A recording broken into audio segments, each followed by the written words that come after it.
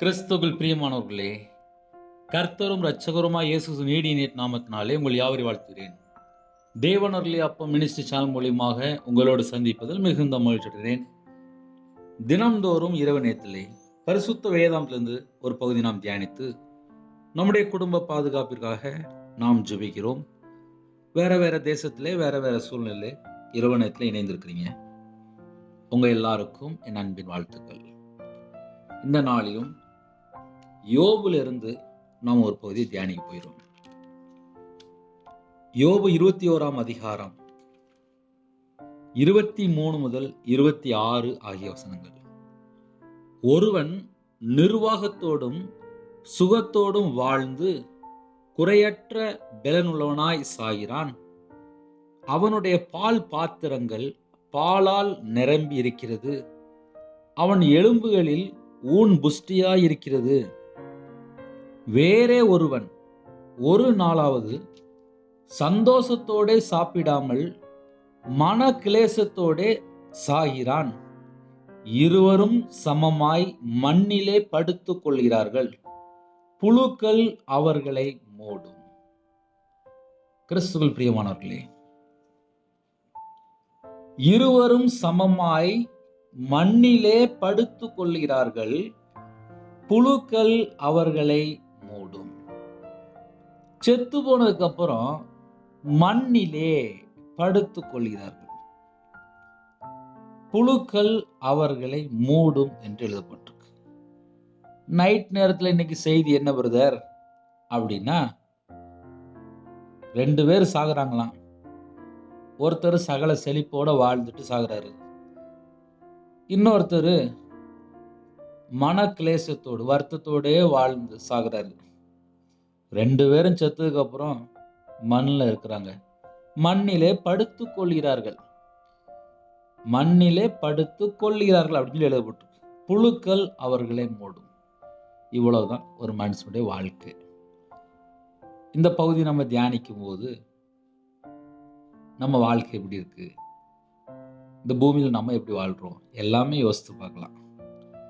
ஒருவன் நிர்வாகத்தோடும் சுகத்தோடும் வாழ்ந்து குறையற்ற பலனுள்ளவனாய் சாகிறான் என்று எழுதப்பட்டிருக்கு. நல்ல சுகத்தோடு ஆரோக்கியமா நல்லா வாழ்ந்து சகல விதமான செழிப்பு நிர்வாகத்தோடும் எல்லாம் இருக்கு. பலன் உள்ளவனாய் சாகிறான். அதுல அந்த கடைசி வேட ஒரு முக்கியம். பலன் உள்ளவனாய் சாகிறான். பிறந்ததுலேருந்து சாகிற வரையும் நல்ல பலன் இருக்குப்பா. சில குடும்பத்துலலாம் வயசான ஆளை நான் பார்த்துருக்கேன். 70 வயசு 75 வயசுலாம் 80 வயசுலாம் இருக்கும். நல்ல ஸ்ட்ராங்காக இருப்பாங்க. எனக்கு தெரிந்த ஒரு குடும்பத்தில் 73 75 வயசு ஆகுது. 73 வயசு. ஆமாம். டெய்லி 3 முட்டை சாப்பிடுவாங்களாம். அப்போ எந்த அளவுக்கு ஸ்ட்ராங்காக இருப்பாங்க பார்த்துக்கோங்க. அந்த அளவுக்கு உடம்பை மெயின்டைன் பண்ணுவாங்க. பலன் உள்ளவனாய் சாகிறான். 73 வயசுல கூட டெய்லி ஒரு 3 முட்டை. ஏன் சொல்றேன் அப்படின்னா, பலன் உள்ளவனாய் சாகிறான். நல்ல பால், நல்ல கறி, நல்ல மீன், சகல செழிப்பு. ஏன்னா வீட்டில் பணம் வருது, எல்லாம் சகல செழிப்போட சாப்பிட்டுட்டு இருப்பாங்க. பலன் உள்ளவனாய் சாகிறான். ஒருவன் நிர்வாகத்தோடும் சுகத்தோடும் 73 75 வயசுல நல்ல பால் குடிச்சு நல்ல எல்லா கறிலாம் சாப்பிட்டு நல்ல முட்டைலாம் சாப்பிட்டு நல்ல ஹெல்த்தா தான் இருப்பாங்க. பலன் உள்ளவனாய் சாகிறான். சுகத்தோடும் வாழ்ந்து குறையற்ற என்று எழுதப்பட்டு, சகல காரியத்திலே செழிப்பு எல்லாமே இருக்கு. நிர்வாகம் எல்லாமே இருக்கு. எல்லாம் ஓகே, டன். அவனுடைய பால் பாத்திரங்கள், அவங்க வீட்டில் இருக்கிற பால் பாத்திரங்கள் பாலால் நிரம்பி இருக்கிறது. ஒரு குடும்பத்தில் எல்லாமே செழிப்பு, எல்லாமே செழிப்பு, எல்லாமே செழிப்பு. அவன் எலும்புகளில் ஊன் புஷ்டியா இருக்கிறது. ஊன்ல கூட புஷ்டியா இருக்கிறது. வயசாயிட்டு, ஆனா எலும்புகள்ல ஊன் புஷ்டியா இருக்கிறது. சரி, இது ஒரு மனுஷன். இன்னொரு மனுஷன் இருக்கான்ல, வேறே ஒருவன் ஒரு நாளாவது சந்தோஷத்தோட சாப்பிடாமல். இந்த அடுத்த பாயிண்ட் கொஞ்சம் எஃபெக்டா இருக்கும். வேறே ஒருவன் ஒரு நாளாவது, அதுல ஒரு வேர்டு வருது, ஒரு நாளாவது. என்கிட்ட ஒரு அம்மா ஜெபிக்க வரும்போது சொன்னாங்க, பிரதர் எனக்கு 55 வயசு ஆகுது பிரதர். பிறந்த நாள்லேருந்து இன்னைக்கு வரைய ஒரு நாள் கூட எனக்கு நிம்மதியே இல்லை. ஒரே கஷ்டம், கஷ்டம், கஷ்டம், கஷ்டம். எனக்கு நிம்மதி கிடைக்குமா? சின்ன வயசுலேருந்து ரொம்ப கஷ்டப்படுறேன்.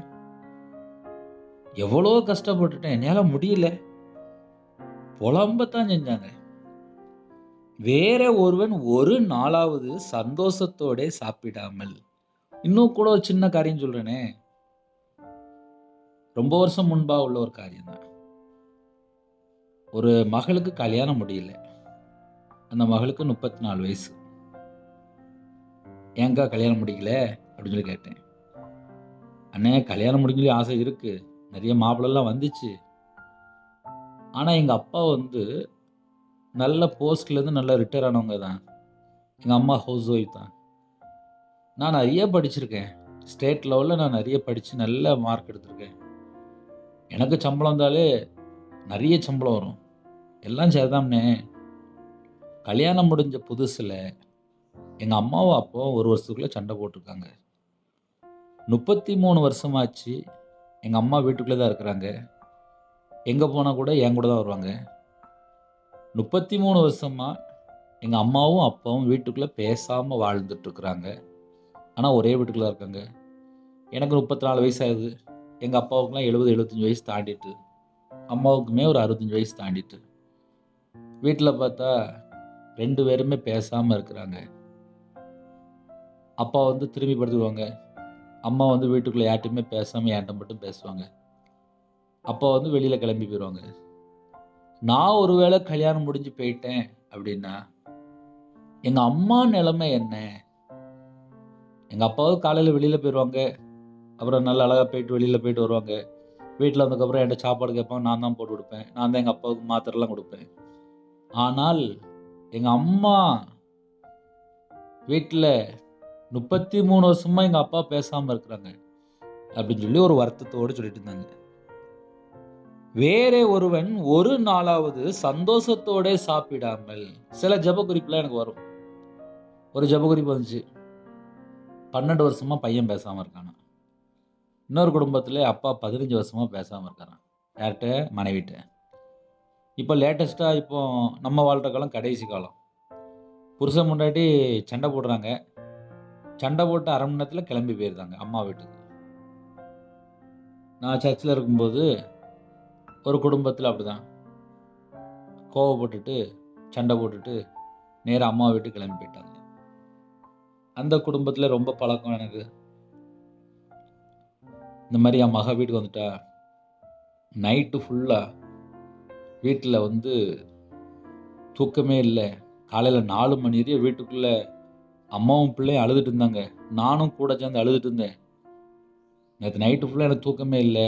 என் வீட்டில் என் பொண்ணு இருக்கா, நீங்கள் வேணால் போய் பாருங்கள் அப்படின்னாங்க.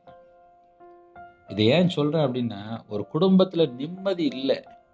ஏன் நிம்மதி இல்லை? புருஷன் முன்னாடி சண்டை போட்டால் உடனே அம்மா வீட்டுக்கு கிளம்பி வந்துருக்காங்க.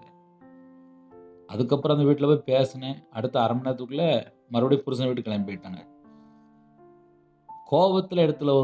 கோபத்தில் ஒரு முடிவு எடுத்துருவாங்க. அடுத்த செகண்ட் பார்த்தா என்ன நடக்குதுன்னு தெரிய மாட்டேங்குது. ஒரு குடும்பத்தில் டைவர்ஸ் ஆகி முடிஞ்சிட்டு. என்னன்னு சொல்லி கேட்டால் கணவன் மனைவிக்குள்ளே சில தேவையில்லாத வார்த்தைகள், அது அசுத்தமான வார்த்தைன்னு சொல்லலாம், இல்லை சந்தேகப்படுற மாதிரி வார்த்தை சொல்லலாம், இல்லை எரிச்சல் மூட்டுற மாதிரி வார்த்தைன்னு சொல்லலாம். புருஷன் பொண்டாட்டிக்குள்ள கல்யாணம் முடிஞ்சு ஒரு 6 மாதம் தான். 4 மாதத்துலேயே சண்டை வந்துட்டு.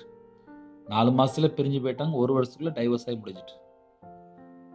இதெல்லாம் ஏன் சொல்றேன் அப்படின்னா, வேற ஒருவன் ஒரு நாளாவது சந்தோஷத்தோட சாப்பிடாமல். சில வீட்டிலலாம் சந்தோஷமே இல்லைப்பா. ஆமாம், வேதனையான காரியம் தான். நைட் நேரத்தில் சில குடும்பத்தெல்லாம் புலம்பிட்டு தான் இருப்பீங்க, தெரியும். ஒரு வசனத்தை நம்ம தியானிக்கும் போது நம்ம குடும்பம் எப்படி இருக்குது, அடுத்த குடும்பம் எப்படி இருக்குது, வசனத்தை வச்சு நம்ம கண்டுபிடிக்கலாம். என் வாழ்க்கையில் நான் 11 வயசுல நான் வேலைக்கு போனாள். எனக்கு கஷ்டம்னா நல்லா தெரியும், நஷ்டம்னா நல்லா தெரியும். துன்மார்க்கமாக உலகத்தில் சராசரி ஒரு மனுஷனாக வாழ்ந்த ஒரு பாவி தான். இந்த பாவியை தான் பரிசுத்தப்படுத்தி அபிஷேகம் பண்ணி ஊழியத்துக்காக அழைத்து கர்த்தருடைய கிருபையினாலே ஆன்லைனில் எத்தனையோ தேசத்துக்குள்ளே பார்க்குறீங்க. இது வரைக்கும் என் முகத்தை நீங்கள் பார்க்கல. என் பேர் ரவிராஜ். முடிஞ்சால் எனக்கா ஜெபம் பண்ணிக்கோங்க. ஒரு நாளாவது சந்தோஷத்தோட சாப்பிடாமல். சில குடும்பத்தில் வியாதியில் இருப்பாங்க, சந்தோஷத்தோட சாப்பிட முடியாது. சில குடும்பத்தில் ஜெப குறிப்பில் வரும், மார்பில் கட்டிம்பாங்க, கேன்சரில் பாதிக்கப்பட்டேம்பாங்க, வீட்டில் ஸ்ட்ரோக்கில் பாதிக்கப்பட்டுக்கம்பாங்க, கிட்னி பிரச்சனை, ஏகப்பட்ட கம்ப்ளைண்ட்டு. மன அழுத்தத்தில் இருப்பாங்க, தலையில் ஆப்ரேஷனு, காலில் ஆப்ரேஷனு, சரீரத்தில் பலவீனம், முதுகில் ஆப்ரேஷன், கை உடஞ்சிருக்கும்பாங்க, ஹாஸ்பிட்டல் இருக்கம்பாங்க, பாம்பு கடிச்சிட்டும்பாங்க. எத்தனை ஜெப குறிப்பு. ஒரு நாளாவது சந்தோஷத்தோடு சாப்பிடாமல். சில வீட்டிலலாம் சந்தோஷமே இல்லைப்பா. கல்யாணம் முடிஞ்ச நாள்ல இருந்தே புருஷன் அடிக்கிறான், இல்லை கெட்ட வார்த்தை பேசுகிறான், இல்லை தண்ணி அடிச்சுட்டு வந்து அடிக்கிறான்.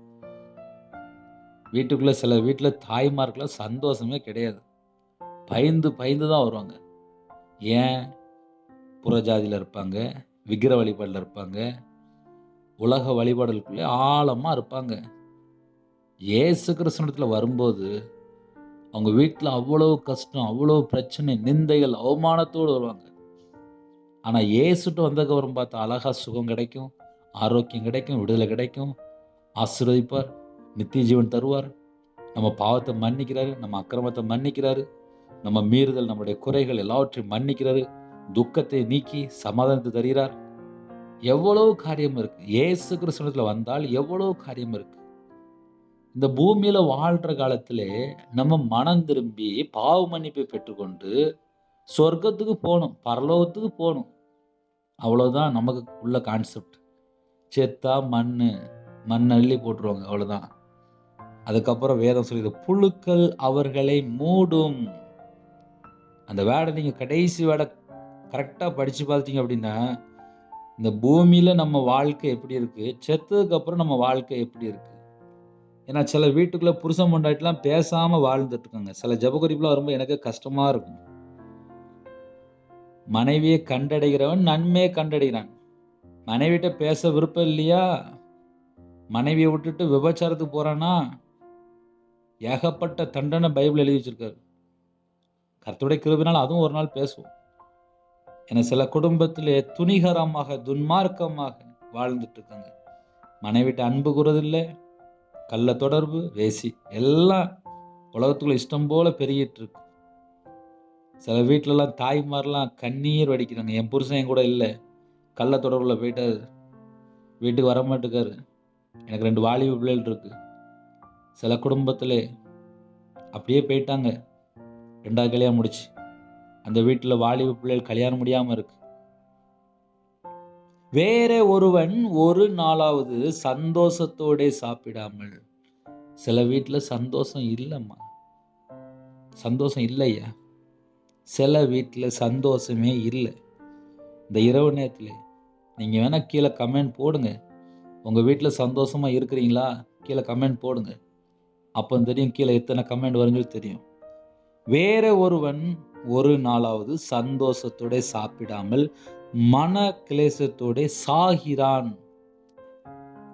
மன கிளேசம் அப்படின்னு சொல்லி பார்க்கும்போது மனம் நொந்து துன்பம், மனம் நொந்து போய் சாகிறான், துன்பத்தோட சாகிறான்.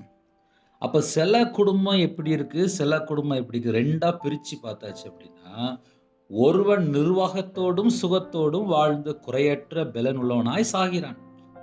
ஒரு குடும்பத்துல சாகும்போது சகல விதமான செழிப்பான மெத்தட்ல சாகுறாங்க, பலன் உள்ளவனாய் சாகிறான்.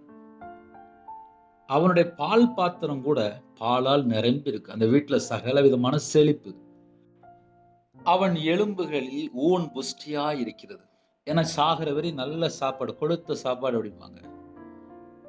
இன்னொரு குடும்பத்திலே ஒரு நாளாவது சந்தோஷத்தோடு சாப்பிடாமல் மன கிளேசத்தோடு சாகிறான், மன துக்கத்தோடு சாகிறான், வேதனையோடு சாகிறான், துன்பத்தோடு சாகிறான். அப்போ 2 விதமான ஜனங்கள் தேசத்துக்குள்ள இருக்கிறாங்க. இருவரும் சமமாய் மண்ணிலே படுத்துக் கொள்கிறார்கள். ஆனால் கடைசி வேடம் மட்டும் நீங்க யோசித்து பார்க்கணும். இருவரும் சமமாய் பூமியில தான் கஷ்டப்படுறாங்க, இன்னொரு குடும்பம் பார்த்தா செழிப்பா இருக்கு. ஆனா மண்ணிலே சமமாய் படுத்துக் கொள்கிறார்கள். புழுக்கள் அவர்களை மூடும் என்று எழுதப்பட்டிருக்கு. சரி, இந்த வசனத்தை நம்ம கேட்டதுனால படுத்து தூங்கும்போது நம்ம என்ன யோசிக்கலாம் அப்படின்னா, ஐயோ நம்ம வாழ்க்கை இப்படி இருக்குமா? அதுக்காக கிடையாது. இந்த பூமியில வாழ்ற காலத்திலே இயேசு கிறிஸ்து ராஜாவை நான் சொந்த இரட்சகரா ஏற்றுக்கொண்டு கர்த்தரை விட்டு நான் தள்ளி போய் என் வாழ்க்கையில் என்னென்ன துன்பம் இருக்கோ, கர்த்தர் பிரியமில்லாமல் என்னென்ன காரியத்தில் ஈடுபட்டனோ அந்த எல்லா காரியத்தையும் பாவ மன்னிப்பு அறிக்கை பண்ணணும். வேற வழி இல்லை. ஏன்னா செத்தா நம்ம மோட்சத்துக்கு போகணும், பரலோகத்துக்கு போகணும். இந்த பூமியில வாழ்ற காலத்துல நம்ம எப்படி வாழ்றோம்? செத்ததுக்கு அப்புறம் பரலோகத்துல இருக்கணும், அவ்வளவுதான். இரவு நேரத்துல செய்தி என்ன அப்படின்னா, செத்து போனா எல்லாரும் ஒரு நாள் மண்ணில் தான் போய் படுத்துக் கொள்றாங்க. ரைட், அது ஓகே. புழுக்கள் அவர்களை மூடும், அதுவும் ஓகே. ஆனா நம்ம ஆவி தன்னை தந்த தேவன்கிட்ட போகுதுன்னு சொல்லி வேதம் சொல்லிடுது. நம்ம செய்த கிரியைகள் நித்திய ஜீவனுக்குள்ள போகுது.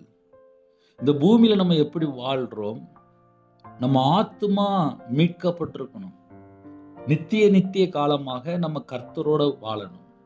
நமக்கு பங்கு கர்த்தர் தான். இந்த பூமியில நம்ம பரதேசி தான்.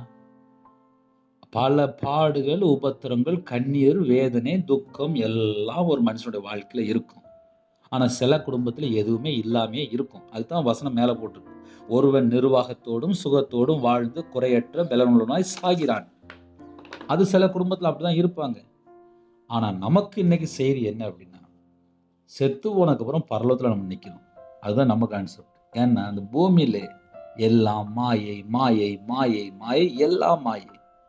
இன்னைக்கு பணம் இருந்தா சந்தோஷமா இருக்கும், நாளைக்கு பணம் இல்லைன்னா கொஞ்சம் துக்கமா இருக்கும். ஒரு சில குடும்பத்துல பலவீனத்தோட ஹாஸ்பிட்டல்ல இருப்பாங்க, நொந்து போய் வாழ்ந்துட்டு இருப்பாங்க, வேதனையோடு வாழ்ந்துட்டு இருப்பாங்க, வியாதியில படுத்திருப்பாங்க, பல பிரச்சனையில ஜபகுறிப்பு வந்துட்டு இருக்கும். நம்ம இரவு நேரத்துல இந்த செய்தி கேட்கும் போது நம்ம என்ன தெரியுமா யோசிக்கணும்? செத்ததுக்கு அப்புறம் மண்ணில போய் படுத்துக் கொள்றாங்க, புழுக்கள் அவர்களை மூடும். அப்ப இந்த பூமியில வாழ்ற காலத்துல நம்ம எப்படி வாழ போறோம்? எப்படி வாழ்ந்துட்டு இருக்கோம்? தேவனுக்கு பிரியமான ஒரு வாழ்க்கை நம்ம வாழ்க்கை இருக்கா? ஏன்னா சில குடும்பத்துலலாம் பயமே இல்லை. அம்மா அப்பாவுக்கும் பயம் இல்லை, தேவனுக்கும் பயம் இல்லை, டீச்சருக்கும் பயம் இல்லை, புருஷனுக்கும் பயம் இல்லை, யாருக்கும் பயம் இல்லை. இஷ்டம் போல இஷ்டம் போல இஷ்டம் போல எல்லாரும் நியாய தீர்ப்பு நாள்ல போய் கணக்கு கொடுக்கணும்.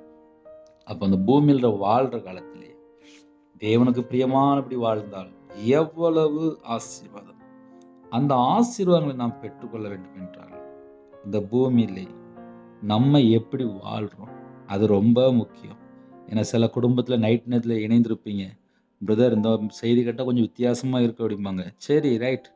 இன்னைக்கு ராத்திரி கர்த்தருடைய வருகையா இருந்தால் நம்ம நேரா மோட்சத்துக்கு போகணும், பரலோகத்துக்கு போகணும், மறுரூபமாகணும், எல்லாம் கரெக்டு தான். இன்னைக்கு தேதியில நம்ம குடும்பத்துல சந்தோஷம் இருக்கா, சமாதானம் இருக்கா, தேவனுக்கு பிரியமானபடி வாழ்ந்துட்டு இருக்கிறோமா? அதுதான் நம்ம யோசிக்கணும். ஒரு நாளாவது சந்தோஷத்தோட சாப்பிடாமல், சில குடும்பத்துல சந்தோஷமே இல்லாம தான் சாப்பிட்டுட்டு இருக்குங்க. ஏன்னா அந்நிய நோகத்துல போய் கல்யாணம் முடிக்கிறாங்க, அதுக்கப்புறம் விக்கிரக வழிபாடு, அதுக்கப்புறம் பல பாவ அடிமையில வாழ்றாங்க, விக்கிரகத்துக்கு போய் அடிமையா இருக்கிறாங்க. அந்த வீட்டுக்குள்ள எப்படி சந்தோஷம் இருக்கும்? சந்தோஷத்தோடு சாப்பிடாமல் மன கிளேசத்தோடு சாகிறான், மனம் நொந்து போய் சாகிறான். இந்த பூமியிலே மனம் திரும்ப இயேசு அழைக்கிறார். மனம் திரும்பும் போது விடுதலை, மனம் திரும்பும் போது சுகம், மனம் திரும்பும் போது ஆரோக்கியம். கொஞ்ச நாள் இந்த பூமியில நம்ம வாழ போறோம், கிருபையின் காலத்துல வாழ்றோம். கர்த்தருக்கு பிரியமானபடி வாழ்றதுக்கு நம்மளை அர்ப்பணிப்போம். நம்ம குடும்பத்தை கர்த்தர் ஆசீர்வதிப்பார். பல விதமான சூழ்நிலையிலே நிம்மதி இல்லாமல் நைட் நேரத்தில் கேட்க எத்தனையோ குடும்பம் உண்டு. ரொம்ப பொறுமையா செய்தி கேட்டுட்டு இருக்கீங்க. கர்த்தரும் குடும்பத்தை ஆசீர்வதிப்பார். நம்ம தேவனுக்கு பிரியமானபடி வாழ்றதுக்கு அர்ப்பணிப்போம். இந்த வசனத்தை நீங்க யோசிக்கும் போது நிறைய காரியத்தை இறுதியில் யோசிச்சுட்டு இருப்பீங்க. மண்ணிலே படுத்துக் கொள்கிறார்கள், புழுக்கள் அவர்களை மூடும். அதனால வாழ்ற வாழ்க்கை மற்றவங்களுக்கு பிரயோஜனமா இருக்கணும், அன்பு கூறிய ஒரு வாழ்க்கையா இருக்கணும், தான தர்மம் செய்கிற வாழ்க்கையா இருக்கணும், நற்கிரியை செய்கிற வாழ்க்கையா இருக்கணும், நன்மை செய்கிற ஒரு வாழ்க்கையா இருக்கணும், விட்டு கொடுக்குற வாழ்க்கையா இருக்கணும். கோபமோ எரிச்சலோ தேவையில்லை, வைராக்கியம் நமக்கு தேவையில்லை. நிறைய குடும்பம் பிரிஞ்சு போயிருக்கு, மன்னிக்க மாட்டுக்காங்க. கணவன் மனைவிக்குள்ளே ஒரு இறங்கி போகிற ஒரு கேரக்டரே இல்லை. நிறைய குடும்பத்தில் பிரச்சனை அதுதான். அதனால இரவு நேரத்தில் செய்தி கேட்டு உங்களுக்கு ஏதாவது பிரயோஜனமாக இருந்தால் 9363064181 நம்பருக்கு தொடர்பு. உங்களுக்காக ஜெபிப்போம். இரவு நேரத்துக்காக ஜெபிப்போமா? கண்களை மூடி நாம் ஜெபம் செய்வோம். அன்பின் கர்த்தாவே, உம்மை நன்றியோடு துதிக்கிறோம், ஸ்துதிக்கிறோம்ப்பா. இரவு நேரத்திலே நாங்கள் எல்லாரும் உம்முடைய பாதத்தில் வருகிறோம்ப்பா. கர்த்தரை விட்டு தள்ளி போன எல்லா பாவத்தையும் மன்னிச்சிருங்கப்பா. இந்த வாழ்க்கை உமக்கு பிரியமானபடி வாழ்ந்தால் சந்தோஷம். உமக்கு பிரியமானபடி வாழ்ந்தால் எங்கள் குடும்பம் ஆரோக்கியமாக இருக்கும். எல்லா விதமான நன்மைகளையும் நாங்கள் பெற்றுக்கொள்ள முடியும். இந்த பூமியிலே கொஞ்ச நாள் வாழ்க்கை, அந்த கொஞ்ச நாள் கர்த்தரோடு வாழ்ந்து நாங்கள் நித்திய ஜீவனுக்குள்ள வர வேண்டும். நன்மை செய்தால் நித்திய ஜீவன், சோர்ந்து போகாமல் நற்கிரியை செய்கிறவர்களுக்கு நித்திய ஜீவன் தருவேன் என்பது அப்பா வாக்குத்தத்தம்ப்பா. அந்த வாக்குத்தத்தங்களை நாங்கள் பெற்றுக்கொள்ளணும்ப்பா. வாக்குத்தத்தங்களை நாங்கள் தகுதியுள்ள பிள்ளைலாம் மாறணும்ப்பா. அழிந்து போகிற உலகம், இந்த அழிந்து போகிற உலகத்திலே எதுவுமே இல்லைப்பா. நாங்கள் கர்த்தருக்கு பிரியமான ஜனமாக மாறணும்ப்பா. எங்களுடைய பாவத்தை எல்லாம் மன்னிங்கப்பா.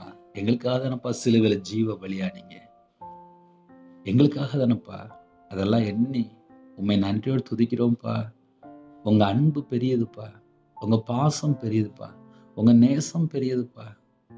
எங்களுக்காக கடைசி சொட்டு ரத்தம் கூட கொடுத்தீங்களப்பா. பிதாவே இவர்களை மன்னிய சொன்னீங்கப்பா. எங்கள் மேலே எத்தனையோ பாவம் இருக்குப்பா, எங்கள்கிட்ட எத்தனையோ அக்கிரமம் இருக்கு. அது எல்லாவற்றையும் சிலுவையில் சுமந்தீங்களே. உண்மை அழைக்கிறோம்ப்பா, உண்மை அழைக்கிறோம்ப்பா, உண்மை அழைக்கிறோம்ப்பா. ஜெபிக்கிற குடும்பத்துக்கு கர்த்தர் சமாதானத்தை தாங்கப்பா. இரவு நேரத்திலே கண்ணீரோடு ஜெபிக்கிற தாய்மார் உண்டு. இந்த செய்தி கேட்கும்போது என் வாழ்க்கையில ஒரு நாள் கூட சந்தோஷம் இல்லையே, ஒரு நாள் கூட நான் சந்தோஷமா சாப்பிடலேன்னு சொல்லி கூட யோசித்தாங்கப்பா. இப்படியே ஒரு குடும்பத்தில் யோசித்தாங்கப்பா. மனக்கிலேசத்தோடு நான் சாகிறேன், ஒவ்வொரு நாளும் எனக்கு சந்தோஷமே இல்லையே, சாப்பிடும்போது கூட அழுதுகிட்டே சாப்பிட்றாங்கப்பா. இப்படிலாம் சில குடும்பத்தில் இருக்கிறாங்கப்பா. அந்த குடும்பத்தை உங்களுடைய பாதத்தில் அர்ப்பணிக்கிறோம்ப்பா. அவங்களுடைய கண்ணீரை துடைத்து அவங்க இதயத்தில் சமாதானத்தில் நிரப்புங்கப்பா. சில குடும்பத்தில் வாழ்க்கை முழுசும் அப்படிதான் சொல்லி வேதனைப்படுறாங்கப்பா. அந்த குடும்பத்தோடு நீங்கள் பேசின வார்த்தைக்காக ஸ்தோத்திரம்ப்பா. எந்தெந்த குடும்பத்தில் என்னென்ன சூழ்நிலையில் இணைந்திருந்தாங்களோ கர்த்தர் தான்ப்பா அறிவிங்க. அவங்க இதயத்தில் என்ன பாரம் இருக்கோ அந்த எல்லா பாரத்தையெல்லாம் நீக்குங்கப்பா. உங்கள் பாதத்தில் அர்ப்பணிக்கிறோம்ப்பா. கெஞ்சி கேட்குறோம்ப்பா. எங்கள்கிட்ட எத்தனையோ குறைகள் இருக்குப்பா. அந்த குறைகளை மன்னித்து கர்த்தர் எங்களை மறுபடியும் பரிபூர்ணமாக ஆசீர்வதிக்கணும்ப்பா. ஒவ்வொரு குடும்பத்தையும் பரிபூர்ணமாக ஆசீர்வதிக்கணும்ப்பா. எத்தனையோ குடும்பத்தில் இரவு நேரத்தில் தூக்கம் வராமல் புலம்பிட்டு இருக்காங்கப்பா. வாழ்க்கையில் நிம்மதி இல்லைப்பா. என் தேவன் சந்திக்கணும், அந்த குடும்பத்தை என் தேவன் சந்திக்கணும், என் தேவன் சந்திக்கணும். இந்த இரவு நேரத்தில் கற்பதனையா ஜெபிக்கிறாங்க. கர்த்தர் ஆசீர்வதிங்கப்பா. மாசமாக இருக்காங்க, தாயும் பிள்ளைம்மா, கர்த்தர் ஆசீர்வதிங்க. டெலிவரி போடுறாங்க, பரம வைத்தியர் கூட இந்த நார்மல் டெலிவரி ஆகிட்டாங்கப்பா. சில குடும்பத்தில் ஆப்ரேஷன் டெலிவரி ஆகிருக்கு. அந்த குடும்பத்துக்கு தாயும் பிள்ளையமாக பரிபூர்ணமாக சுகம் தந்து வீட்டுக்கு அழைத்து கொண்டவங்க இன்பேட்டில் இருக்காங்க. அந்த பிள்ளைகளை நம்முடைய கரத்தில் அர்ப்பணி. கர்த்தர் தீர்காயுசாங்க. பிள்ளைகளுக்கு வயசு அதிகமாகிட்டு போகுது, அம்மா துக்கப்படுறாங்க. பிள்ளைகளுக்கு வயசாகிட்டு போகுது, பிள்ளைகள் வேதனைப்படுது. எல்லா காரியத்தையும் கர்த்தர் மாற்றி மறுபடியும் ஆசீர்வதிங்க. வெளிநாட்டில் இருக்காங்க, பிள்ளைகளுக்கு வயசு அதிகமாகிட்டு போகுது. கர்த்தர் வாசல் திறந்தாங்க. ரட்சிக்கப்பட்ட குடும்பம் வேணும்ப்பா. உங்கள் நாம மகிமைப்படட்டும். உங்களுடைய கரத்தில் அர்ப்பணிக்கிறோம். கர்த்தர் பிரியமானபடி வாழ என்னோட ஆவி, ஆத்துமா, சரீரம், சிந்தனை எல்லாவற்றையும் அர்ப்பணிக்கிறோம்ப்பா. இன்பமான தூக்கம் தாங்க. அதிக அளவில் உங்களுடைய சமூகத்தில் கண் விழிக்காத கிருபை செய்யுங்க. திருமணம் முடிந்த பின்பாக நிறைய குறைகள், குற்றங்கள், பாவ அடிமை, அக்கிரமத்தில் வாழ்கிறாங்க. நல்ல நாடகம் பார்க்குறது, படம் பார்க்குறது, கேம் அடிமை, செல்ஃபோனில் பல மணி நேரம் மூழ்கி கிடக்குறாங்க. தேவையில்லா வெப்சைட்டு, அந்தகார இருளில் கட்டப்பட்ட நிலைமை, மதுபான அடிமை, போதை காரியங்கள், கஞ்சா பழக்கம், விக்கிர வழிபாடு, மாந்திரிகம், பிள்ளி சுனி, ஏவல்ல எத்தனையோ குடும்பத்தில் ஜனங்கள் அழிந்து கொண்டிருக்காங்க. அந்த வீட்டுக்கு ரோகமாக கிரியேசில் எல்லா வானமல்ல பொல்லாத சர்ப்பத்தின் தந்திரமான கிரியில், நைட் நேரத்தில் மரண பயம், தற்கொலை எண்ணங்கள். சில குடும்பத்தில் பாம்பு பார்க்குறாங்க, நாய் பார்க்குறாங்க, யானை பார்க்குறாங்க, மிருகத்தை பார்க்குறாங்க, விக்கிரத்தினுடைய ஆவியை பார்க்குறாங்க. இந்த எல்லா சேர்த்த கிரியெல்லாம் இயேசு கிறிஸ்து ரத்தத்தினாலே, இயேசு கிறிஸ்து நாமத்தை சுட்டரிக்கப்பட்ட ராஜா, பட்சிக்கிற ஆவியானவர் இறங்குவாங்கப்பா. ஒவ்வொரு குடும்பத்துக்கும் விடுதலை கொடுங்க. இரவு நேரத்தில் ஜெபித்து எல்லா குடும்பத்தையும் கர்த்தர் ஆசீர்வதிங்க. கர்த்தர் பிரியமானபடி வாழ எங்களை அர்ப்பணிக்கிறோம், தாழ்த்திக்கிறோம். இந்த இரவு நேரத்தில் என்ன சூழ்நிலை இணைந்திருக்காங்களோ அந்த குடும்பத்துடைய துக்கத்தை எல்லாம் நீக்கி ஆனந்த கழிப்பாக மாற்றித்தாங்க. நைட் நேரத்தில் ஹாஸ்பிட்டலில் இருக்காங்க, பலவீனத்தோடு இருக்காங்க, படுத்து படுக்கிறாங்க. உங்களுடைய தழுமுள்ள கரத்தினால் தொட்டு பூரண சுகம் வேணும்ப்பா. உம்முடைய தழும்புகளால் சுகம் மாநிலம் என்று வேதம் சொல்லிடுது. எங்களுடைய நோய், எங்களுடைய பலவீனம் எல்லாவற்றையும் சிலுவையில் சுமந்தவரே, உம்மை அழைக்கிறோம், உம்மை அழைக்கிறோம், உம்மை அழைக்கிறோம், உம்மை அழைக்கிறோம். பரிபூர்ணமான சுகம் தாங்க. ஒவ்வொரு குடும்பத்துக்கும் தீர்காயுசு தாங்க. யாரெல்லாம் மரண படுக்கையில் இருக்காங்களோ, மரண படுக்கையை மாற்றி கர்த்தர் மறுபடியும் சுகம் தாங்க. உம்முடைய தழும்புல கரத்தினால தொட்டு சுகமாகட்டும். நன்றி. நைட் டியூட்டியில் இருக்காங்க, டிரைவிங் லைனில் இருக்காங்க, பஸ்ஸில் போகிறாங்க, காரில் போகிறாங்க, ட்ராவலிங் இருக்காங்க, வாலிப பிள்ளைகள் வாலிப பையங்க வெளியில் இருக்காங்க. நைட் நேரத்தில் தேவையில்லாத பாவடி மேலே போய் சிக்கிக்கொள்ளக்கூடாது. எல்லா குடும்பத்துக்கும் கர்த்தருடைய பாதுகாப்பு வேணும். உங்கள் பிள்ளைகளுக்கு முன்பாக கர்த்தர் கடந்து போங்க. நைட் டியூட்டியில் யாரெல்லாம் இருக்காங்களோ எல்லா குடும்பத்துக்கும் கர்த்தர் பாதுகாக்க வேண்டும். இரவு நேரத்தில் வீட்டில் தனிமையில் இருக்காங்க, சில குடும்பத்திலே வெளிநாட்டில் இருக்காங்க, வேறு வேறு இடத்துல இருக்காங்க, வேறு வேறு சூழ்நிலை இருக்காங்க. எல்லா குடும்பத்துக்கும் கர்த்தருடைய பாதுகாப்பு வேணும். கர்த்தருடைய பாதுகாப்பு வேணும். கர்த்தருடைய பாதுகாப்பு வேண்டும். தேவனர்களே அப்போ மினிஷனர்களே கர்த்தருடைய கரத்தில் பண்ணிடுவோம்ப்பா. அந்தந்த நாளிலும் அப்பா ஒவ்வொரு மன்னாவோடு நீங்கள் பேசிகிட்டு இருக்கிறீங்க. உங்களுடைய வார்த்தை மூலியமாக உங்கள் பிள்ளைகளை ஆற்றி தேற்றி இருக்கிறபைக்கா நன்றி ராஜா. எங்கள் வாழ்க்கையில் எத்தனையோ குறை இருக்குப்பா. குறைகளை மன்னித்து எங்களை பரிசுத்தப்படுத்தி ஆசுறீங்க. உங்களுடைய கிருபையால் நிரப்பி ஆசுறீங்க. உங்களுடைய பிரசனத்தால் மூடுங்கப்பா. உங்களுடைய வல்லமையால் நிரப்புங்கப்பா. அபிஷேகம் பண்ணுங்கப்பா. கர்த்தருக்காக நாங்கள் வாழ வேண்டும். கனியுள்ள ஒரு வாழ்க்கை வேணும். கர்த்தர் கிருபை செய்யுங்க. சில குடும்பத்திலே நைட் ஆயிட்டுனா கண்ணீர் வடிக்கிறாங்க. கடன் பிரச்சனை, பாடுகள், நிந்தைகள், அவமானங்கள், நிறைய தேவைகள் இருக்கு. உங்கள் பிள்ளைகளுக்கு என்ன வேணுமோ தாங்கப்பா. ஆசீர்வதிங்கப்பா. பஞ்சத்திலே, கஷ்டத்திலே, தரித்திரத்திலே, நிந்தையோட, அவமானத்தோடு எத்தனை சூழ்நிலை எல்லாவற்றையும் மாற்றி தாங்கப்பா. மாற்றி தாங்கப்பா. மாற்றி தாங்கப்பா. நைட்டு படுத்தா தூக்கம் வர மாட்டேன்னு சொல்லி வேதனைப்படுறாங்க. அவங்க கண்ணீரை துடைத்து இன்பமான தூக்கம் தாங்கப்பா. எல்லா குடும்பத்தையும் கர்த்தர் பொறுப்படுத்துங்க. வெளிநாட்டில் இருக்காங்க, அங்கே இருக்கிற இடத்துல எல்லா சூழ்நிலையும் மாற்றி பத்திரமா பாதுகாத்து கொள்ளுங்க. கவர்மெண்ட் வேலைக்காக ஜெபிக்கிறங்க, மற்ற வேலைக்காக ஜெபிக்கிறங்க, விசாவுக்காக ஜெபிக்கிறங்க. வாசல் கர்த்தர் திறந்தாங்க. காலை வேளையில் ஜெபம் பண்ணிட்டு புறப்பட்டாங்க. எல்லா குடும்பத்தையும் கர்த்தர் பாதுகாத்த கிருபைக்காக நன்றி நன்றி நன்றி நன்றி. வாகனத்தில் போயிட்டு இருந்தாங்க, கர்த்தர் பாதுகாத்த கிருபைக்காக நன்றி நன்றி நன்றி. இரவு நேரத்திலே சீக்கிரமாக படுத்துவங்க, கர்த்தர் கிருபை செய்யுங்க. வேதத்தை தியானிக்க கர்த்தர் கிருபை தாங்க. தனி ஜெபம் பண்ண கர்த்தர் கிருபை தாங்க. குடும்ப ஜெபம் பண்ண கர்த்தர் கிருபை தாங்க. ஒவ்வொரு குடும்பத்தையும் கர்த்தர் கறந்துட்டு ஆசுவீங்க. தேவையில்லா எண்ணங்களோ, தேவையில்லா சிந்தனை எதுவும் வரக்கூடாது. தேவையில்லாத போராட்டங்கள், தேவையில்லா மரண பயம், தற்கொலைனால எதுவும் வரக்கூடாது. கர்த்தர் வேலை அடைத்து மூடி மறைத்து பாதுகாத்துள்ளுங்க. ஒவ்வொரு குடும்பத்தையும் உங்களோட ரத்த கொட்டைகளை வேலை அடைத்து மூடி மறைத்து கர்த்தர் பாதுகாத்துள்ளுங்க. இரவு நேரத்தில் ஜெபிக்கிற எல்லா குடும்பத்தையும் உங்களுடைய பாதவில் அர்ப்பணிக்கும் ராஜா. சில குடும்பத்தில் நைட் நேரத்தில் பணம் கொடுத்து வரல, நகை கொடுத்து வரல, ஏமாற்றம், தங்களை ஏமாந்து வாழ்க்கையே கண்ணீராக இருக்குப்பா. அந்த குடும்பத்துக்கு கர்த்தர் நியாயம் விசாரிங்க. கர்த்தருடைய பாதவில் அர்ப்பணிக்கிறோம். தேவையில்லாத சில பாவ அடிமையில் இருக்காங்கப்பா. அசுத்தமான அடிமையில் இருக்காங்க. கர்த்தரை விட்டு தள்ளி போகிற காரியங்கள், அந்த கிரியைகளை எல்லாம் அழிக்கப்படட்டும். இயேசு கிறிஸ்துவின் நாமத்தினால சுட்டு அரிக்கப்படட்டும்ப்பா. மனம் திரும்பி வாழ கர்த்தர் கிருபை செய்யுங்க. உமக்கு பிரியமானபடி வாழ கர்த்தர் கிருபை செய்யுங்க. இந்த நாளிலும் எல்லா காலத்திலும் கற்றுக்கூடாது பாதுகாத்த கிருபைக்காக நன்றி. படிக்கிற பிள்ளைகள் இருக்காங்க, ஹாஸ்டலில் தங்கி படிக்காங்க, ஹோமில் தங்கியிருந்து படிக்கிறாங்க, வெளிநாட்டில் ஹாஸ்டலில் படிக்கிறாங்க, வேறு தங்கியிருந்து வேலை பார்த்துட்டு படிக்கிறாங்க. எல்லா குடும்பத்துக்கும் கர்த்தருடைய பாதுகாப்பு வேணும். கர்த்தருடைய பாதுகாப்பு வேணும். கர்த்தருடைய பாதுகாப்பு வேணும். கர்த்தருடைய பாதுகாப்பு வேணும். உங்கள் பிள்ளைகளுக்கு தேவ ஞானத்தில் தேவகுத்தில் நடப்புறாங்க. படிக்கிற நேரத்தில் வேறு தேவையில்லாத டைம் வேஸ்ட் பண்ணக்கூடாது. செல்ஃபோனில் மூலிகளை கூட கர்த்தர் கிருபை செய்யுங்க. நிறைய குடும்பத்தில் வாலிப பிள்ளைகள் அப்பா மனநல பாதிக்கப்பட்டிருக்கு. தேவையில்லாத ஃப்ரெண்ட்ஷிப்பு, தேவையில்லாத நபரை நம்பி பல காரியத்தில் ஏமாற்றும். அந்த குடும்பத்தில் வாலிப பிள்ளைகளை கர்த்தர் தொட்டு பரிசுத்தப்படுத்தி ஆசிரியங்க. கர்த்தர் பொறுப்படுத்துங்க. துதி கன மகிமையெல்லாம் ஒருவருக்கே செலுத்திடும். இயேசு கிறிஸ்துவின் பிதாவே ஆமென். தேவனுக்கே மகிமையுண்டதாக. கர்த்தர் தாமே உங்களையும் உங்கள் குடும்பத்தையும் சகல காரியத்திலும் சம்பூர்ணமாக திருப்தியாக கர்த்தர் ஆசீர்வதிப்பார். கிறிஸ்துவ பிரியமானவர்களே, தேவனர்களே அப்போ மினிஷனுக்காக ஜெபித்து கொள்ளுங்கள். என் பேர் ரவிராஜ். எங்களுக்காக ஜெபித்து கொள்ளுங்கள்.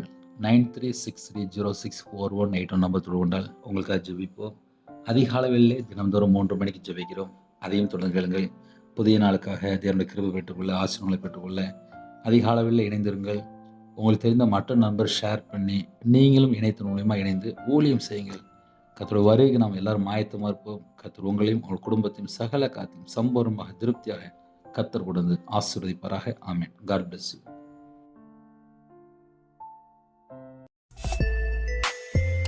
Thanks for watching. Please subscribe our channel. Click the like and share. Click the bell. God bless you.